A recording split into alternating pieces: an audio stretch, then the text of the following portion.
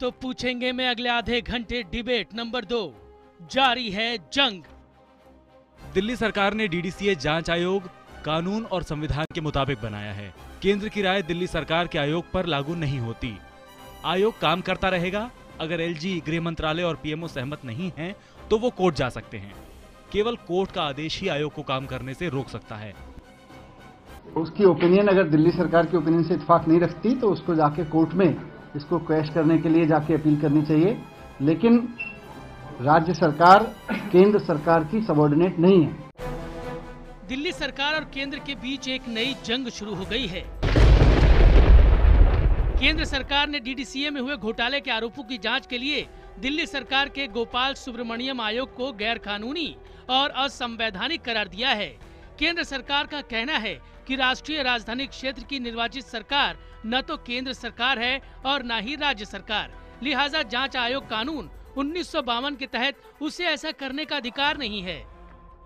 जो commission of inquiry को गठित किया गया ये बिल्कुल असंवैधानिक है।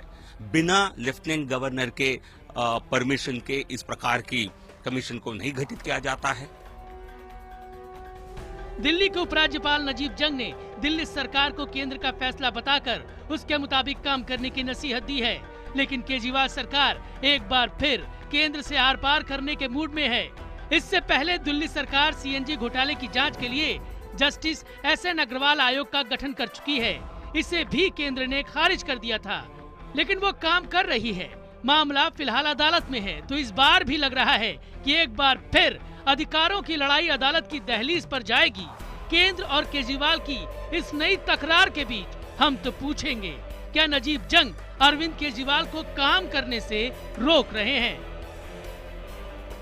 हमारा 8:30 बजे का सवाल जरा ध्यान से सुनिए, क्योंकि आपके एसएमएस का मुझको इंतजार है कि क्या नजीब जंग साहब अरविंद केजरीवाल को काम करने से रोक रहे हैं।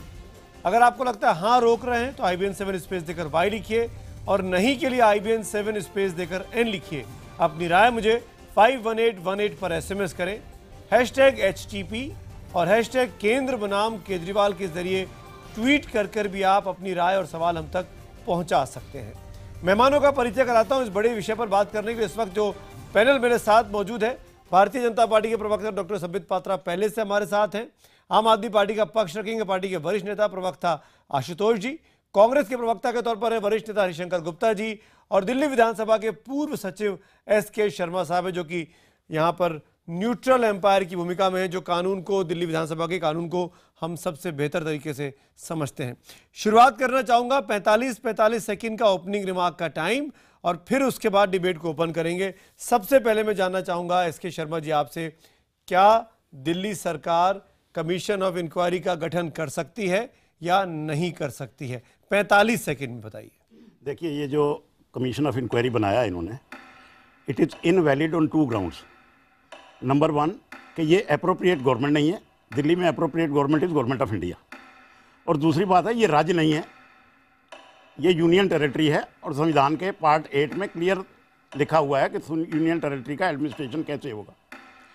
कमीशन बनाई जा सकती है या केंद्र सरकार द्वारा या राज्य सरकार द्वारा, किसी on a matter of definite public importance.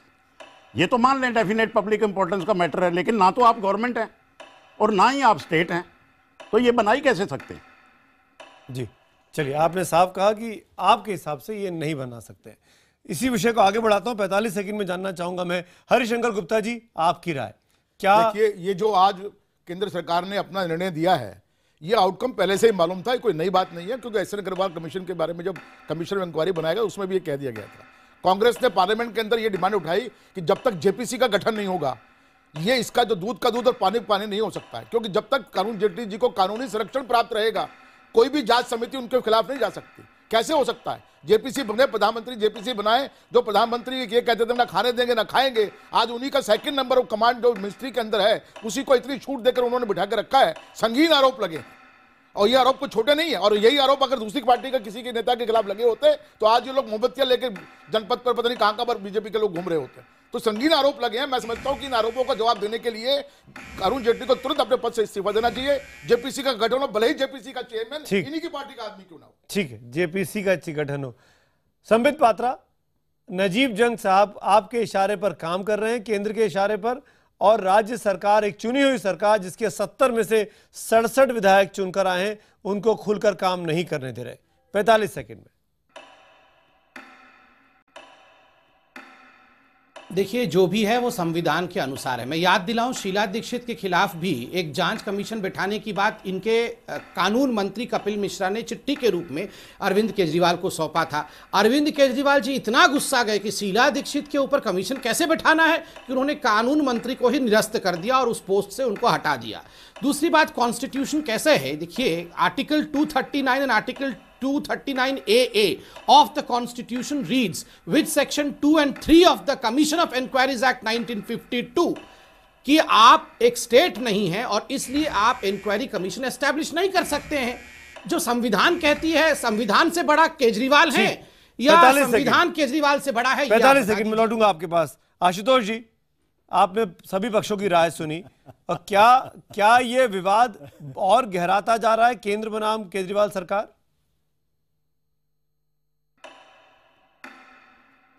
मुझे लगता है सबसे पहले जो आपके एस.के. शर्मा जी उन्होंने बड़ी दिलचस्प बात की है कि ना तो दिल्ली में सरकार है और ना ही यह राज्य है।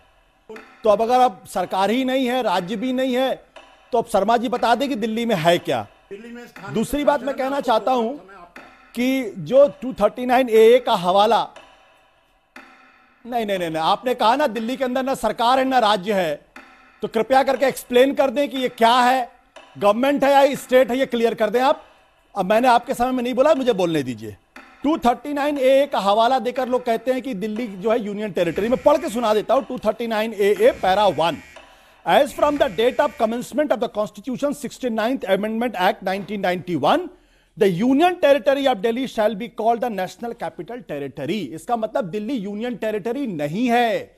It is written in 239AA 69th amendment, it is a national capital territory. दूसरी बात, मामला कमीशन ऑफ इंक्वायरी गठित हो सकती, नहीं गठित हो सकती, दिल्ली हाईकोर्ट के अंदर है और दिल्ली हाईकोर्ट ने इस पर कोई स्टे ऑर्डर नहीं लगाया है, सिर्फ इतना कहा है कोएर्सिव एक्शन नहीं हो सकता। तो केंद्र सरकार, आपके एक्सपर्ट, बीजेपी के प्रवक्ता देश को धोखा देना, झूठ बोलना बंद करें। जवाब दीजिए शर्मा जी। मैं जवाब देना चाहता हूं इनको। पहली बात तो मैं आपको यह बता दूं कि ये जो चैप्टर आपका यूनियन टेरिटरी का है, बिल्कुल सेपरेट चैप्टर है। पार्ट 8 ऑफ द कॉन्स्टिट्यूशन पढ़ लें आप संविधान नहीं पढ़े हुए। दूसरी बात कि लिखा हुआ है मैं आपको दोबारा बता दूं, मेरे मत बताइए प्लीज, मुझे 40 साल संविधान पढ़ते हो गए और पढ़ाते हो गए। Union territory of Delhi, Sharma ji की जानकारी के लिए मैं दोबारा पढ़ देता हूं। नहीं, आप मत पढ़िए प्लीज, मैं जानकारी के लिए दोबारा पढ़ देता हूं। ये मेरी 7वीं किताब है दिल्ली के सेटअप के ऊपर, प्लीज डोंट रीड। नो, मैं पढ़ रहा हूं ना। नो, आप कॉन्स्टिट्यूशन, मैं आपको बताता हूं ये क्या है। कॉन्स्टिट्यूशन की किताब निकाल के मैं पढ़ के सुना रहा हूं आपको। अरे आप मुझे क्या पढ़ाएंगे? मुझे 40 साल से मैं पढ़ा रहा हूं। मैं कहता है para 1 as from the date of मुझे आप क्या संविधान पढ़ाएंगे? मैं आईएएस आईपीएस अफसरों को संविधान पढ़ाता हूं, मैं सांसदों को पढ़ाता हूं, मैं आपके एमएलए को भी पढ़ाता हूं और 40 साल से पढ़ा रहा हूं। आप 239AA लगा रहे हैं। मेरी बात सुनिए। पहली बात शर्मा जी, आप शर्मा जी आप बात क्यों नहीं सुन रहे? आपके बीच में नहीं बोला, की बात सुन लीजिए। मैं आपकी बात में बोला था, आपको समझा रहा हूं। आपकी बात में बोला था क्या? आपको पॉलिटिकल पार्टी का शर्मा जी, आप बीजेपी आपको घबराहट किस बात की बात सुनिए आराम से। नहीं, आप बीजेपी मैं किसी पॉलिटिकल पार्टी का नहीं हूं क्या? आप गलत बयानी कर रहे हैं। गुप्ता जी, आप गलत बयानी कर रहे हैं। आशुतोष जी, आप गलत बयानी कर रहे हैं। आशुतोष जी, मैं आपको ये पढ़ के सुना देता हूं। आशुतोष जी, ये मैं आपको बताता हूं क्या मैं पढ़ के सुनाता हूं ना। आशुतोष जी, मेरी रिक्वेस्ट है, शर्मा जी बोल रहे, फिर मैं आपको मौका दूंगा, आप जवाब जरूर दीजिएगा। शर्मा जी, आप अपनी बात रखिए। जब संविधान बन रहा था तो संविधान सभा में एक ये सजेशन आया शर्मा जी कि दिल्ली को राज्य बना दिया जाए और प्रोविंशियल लिस्ट के सभी सब्जेक्ट पर इसको कानून बनाने की पावर दी जाए। अब मैं आपको बता रहा हूं आप किसका अपमान कर रहे हैं। ये जब सजेशन ड्राफ्टिंग कमेटी के पास गया तो ड्राफ्टिंग कमेटी ने क्या कहा, जिसके चेयरमैन थे डॉक्टर अंबेडकर। मैं आपको ये पढ़ के सुना रहा हूं और चुनौती से बता रहा हूं, अगर गलत मिलेगा तो मैं जिम्मेदार। ये देखिए, the drafting committee of the constitution headed by Dr. Ambedkar did not agree with the recommendation of the Pattabi Sitaramaiah committee. The drafting committee felt that Delhi, being the capital of India, could not be placed under a local administration. You are local administration, not government. और सुनिए शर्मा जी, एक minute, एक line और सुन लीजिए। The committee also said that Delhi should be directly administered by the president through the lieutenant governor. फिर अम्बेडकर साहब के शब्द हैं। सुनिए ना, ये तो अम्बेडकर साहब के शब्द हैं। फिर चुनाव क्यों होते हैं? फिर मुख्यमंत्री क्यों बनता है यहाँ पे? इसलिए कि चुनी हुई व्यवस्था है। इसको म्युनिसिपल कॉर्पोरेशन बना दीजिए, यूडी के अंदर रहेगा ये। इसका मुख्यमंत्री का क्या काम यहाँ पे? मैं बताता हूँ, शीला दीक्षित, मदन लाल खुराना, ये तमाम मुख्यमंत्री क्यों है यहाँ पे? इनको सिर्फ नॉमेनक्लेचर मुख्यमंत्री था, ये मुख्यमंत्री नहीं थे। क्योंकि दिल्ली को व्यवस्था संविधान बदल के दी गई तो शब्दावली वही प्रयोग होती है जो संविधान में शब्द हो, नहीं तो इनका नाम कुछ और होते। इनका नाम होते जैसे मेट्रोपॉलिटन काउंसिल, सुमित जी, जैसे कार्यकारी पार्षद। ठीक है, अब आशुतोष जी आपकी बात का जवाब दे रहे हैं, सुनिए शर्मा जी। सुमित जी, बोलिए आशुतोष जी।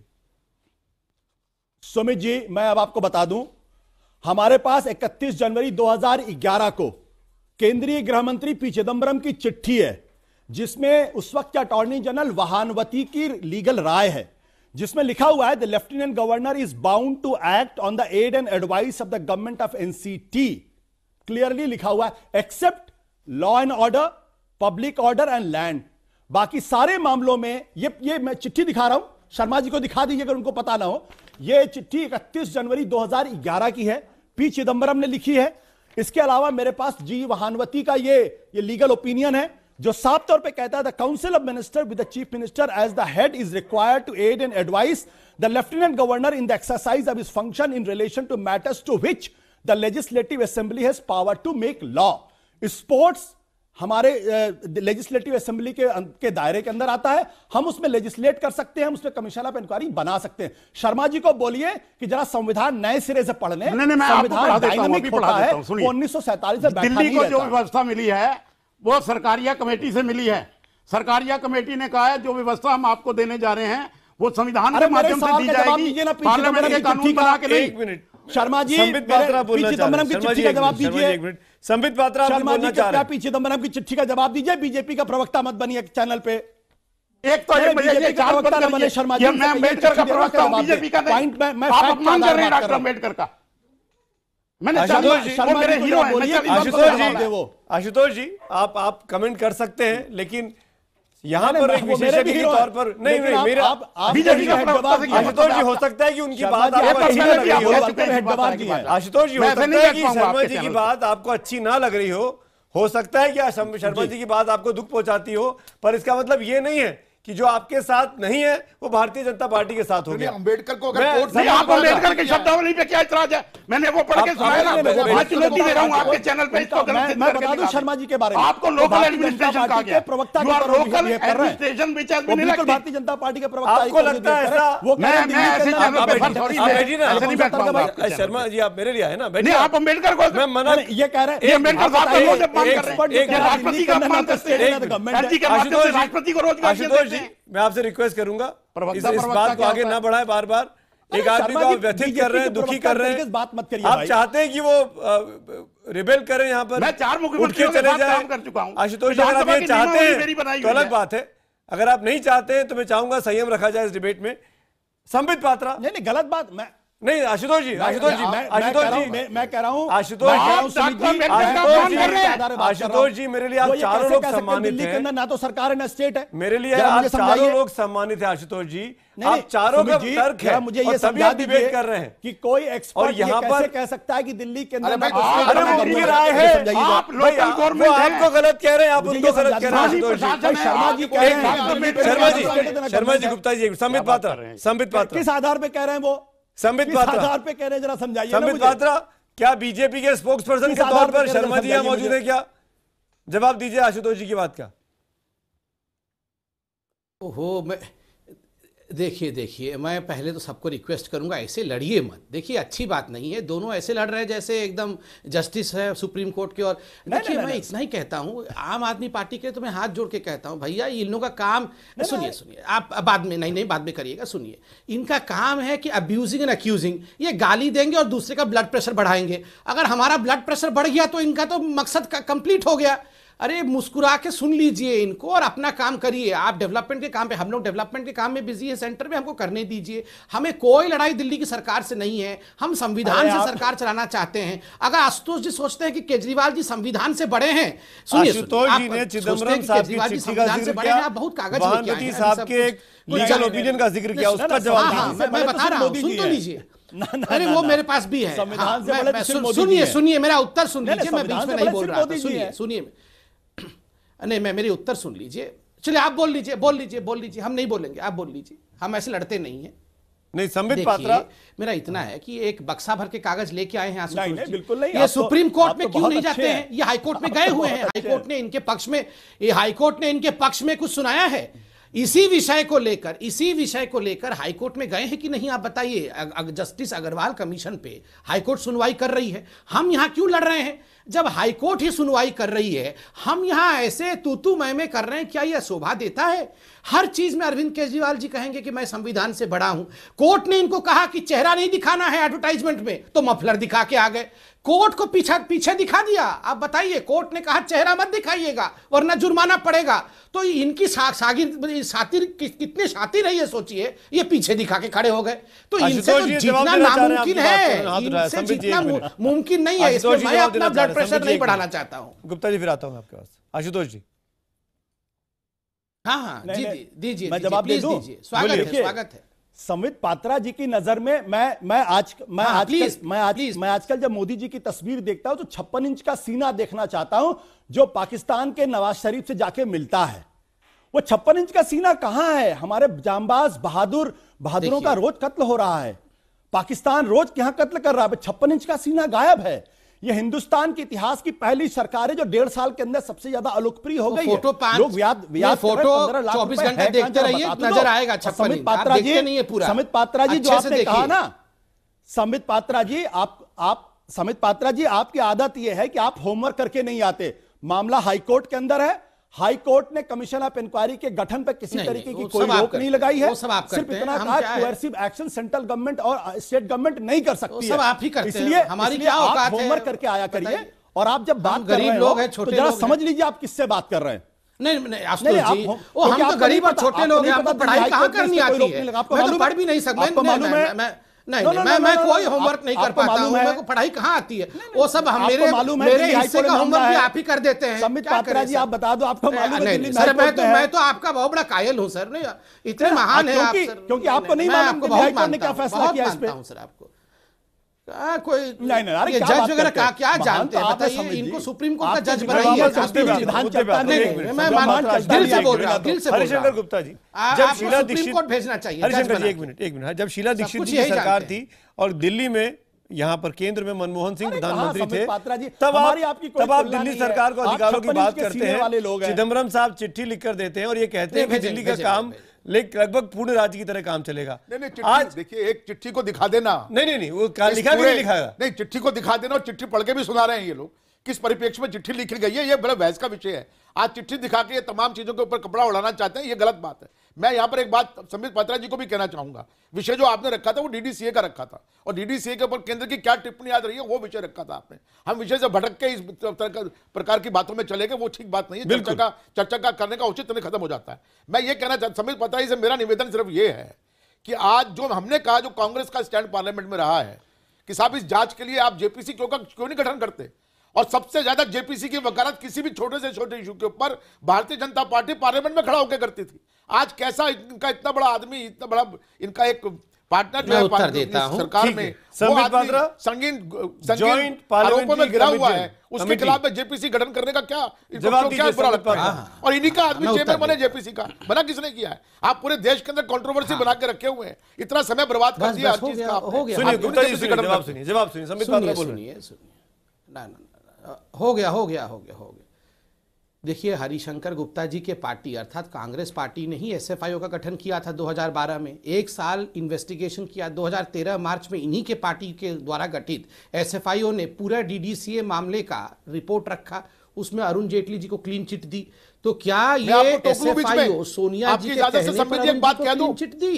क्या ये एसएफआईओ में नहीं आप बीच में मत टोकिए, आप बाद में बीच में आप ये आशुतोष जी जैसे मत करिए सर। आप नहीं नहीं, आप आशुतोष जी जैसे मत करिए प्लीज। मैं तो इजाजत मांग रहा हूं भाई, मैं तो इजाजत मांग रहा हूं। पात्रा जी कहां क्लीन चिट दी, जरा बताओ ना, कहां क्लीन चिट दी? नहीं किस पे, किस पे, नहीं प्लीज, किस पैरा पे लिखा हुआ, जरा बता दो मुझे, कहां क्लीन चिट दी? समित जी आप झूठ बयानी मत करिए, जरा बता दीजिए किस अखबार के किस पेपर पे किस पैराग्राफ में लिखा हुआ है कि क्लीन चिट। देखिए मैं आपको निकाल के दिखाता हूं। मैं तो बता रहा था, अभी कांग्रेस के प्रवक्ता को ये भी आ गए बीच में। ओहो, ये कागज की दुकान रखी है अपने पास, सुन लीजिए मैं बता रहा हूं, कागज की दुकान अपने पास रखे, पढ़ते रहिए, मेरे पास पूरे कागज है, मैं सुना देता हूं कौन से पेज में। बताइए जरा, आप सुन तो लीजिए। नहीं आप बताओ ना किस पेज पे लिखा हुआ क्लीन चिट मिली, बताओ जरा मुझे। बता रहा हूं, आप बता तो दो। कैसे बताऊंगा? आपका मुख बंद, अरे आपका मुख बंद होगा तब तो मेरा मुंह खुलेगा, आपका मुंह ही बंद नहीं हो रहा तो मैं बताऊं कैसे? थोड़ा सा ध्यान करके रखिए। हाँ 30 सेकंड।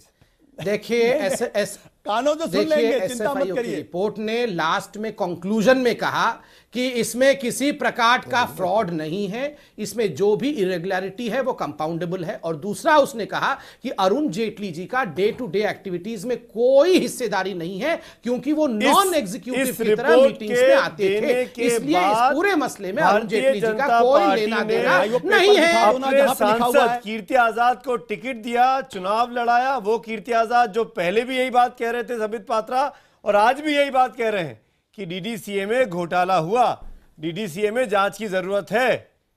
मैं उसका उत्तर देता हूं। बिल्कुल नहीं, मैं आपको, देखिए अब आपने बोल दिया, मेरी बात सुन लीजिए। आप कीर्ति आजाद जी के कहने पर ही तो एसएफआईओ हुआ था। पात्रा जी आप भी होमवर्क करके नहीं आते। कीर्ति आजाद जी के कहने पर ही 1 वर्ष की जांच किया 13-14 के अंदर। मैं होमवर्क नहीं करता, आप लोग सब होमवर्क करते रहिए। 15 को अभी 9 अगस्त 2013 नहीं भाई साहब, 21 मार्च 2013 को रिपोर्ट सबमिट किया, जांच किया है। 21 मार्च 2013 को रिपोर्ट सबमिट किया। मेरे पास वक्त की कमी है दोस्त, के नहीं आए। और यही जो गलती किया होता जेटली ने सीआरपीसी के अंडर में। गुप्ता जी, पात्रा जी, शर्मा जी, आशुतोष जी, एक शब्द कहना चाहता हूं, एक शब्द बस। 1993 से लेके 2014 तक 202 बिल मैंने विधानसभा से भिजवाए हैं राष्ट्रपति जी को, और सभी कानून बन गए, और इन्होंने एक भी अभी तक बिल पास नहीं किया। देखिए, मुझे आप पे कोई शक नहीं है, आप दुखी मत होइए। वो आशुतोष जी की अपनी राय थी, वो एक अमूमन पॉलिटिकल डिबेट्स में ऐसी बातें होती हैं, और उन्होंने कहा होगा, अब ये उनकी अपनी राय है, आप उनसे, ये आपके और उनके बीच का मामला। लेकिन हमारी राय में आप ऐसे नहीं, आप एक एक्सपर्ट के तौर पे यहाँ आए थे और उसी एक्सपर्ट के तौर पर आप बात कर रहे थे। बाकी आम आदमी पार्टी क्या सोचती है आपके बारे में, वह एक दीगर बात है। शुक्रिया चारों मेहमानों का मेरे साथ जुड़ने के लिए। हमारा आज का सवाल भी यही था, ट्विटर पर जो पूछा गया था कि क्या नजीब जंग अरविंद केजरीवाल को काम करने से रोक रहे हैं। हजारों की संख्या में आपके जवाब आए हैं। 23% लोग हाँ कहते हैं, 77% लोग नहीं कहते हैं। यानी नजीब जंग साहब को क्लीन चिट देते हैं इस ट्विटर पोल में हमारा एक बहुत बड़ा दर्शक वर्ग।